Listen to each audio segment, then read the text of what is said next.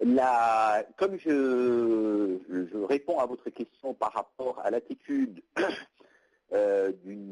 je dirais, du gouvernement turc à l'égard de la population kurde, en réalité, on ne peut pas séparer cette politique et cette stratégie de la stratégie globale du gouvernement turc et plus particulièrement de M. Erdogan à l'égard tant de la population kurde que de l'ensemble des opposants.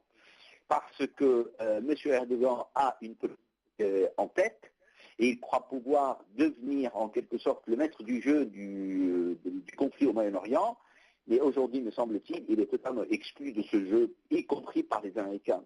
C'est la raison pour laquelle on constate que les Américains continuent de bombarder, même si c'est des actions qui apparaissent comme timides, mais ils continuent de bombarder les positions de Daesh, alors que, de son côté, M. Erdogan empêche toute aide à la population kurde qui se trouve à Kobané, et par la même occasion, il essaye de brutaliser, martyriser les Kurdes qui sont de l'autre côté de la frontière, qui ont qu'une seule envie, c'est d'aider leurs frères qui se trouvent en Syrie et particulièrement dans la région de Kobané.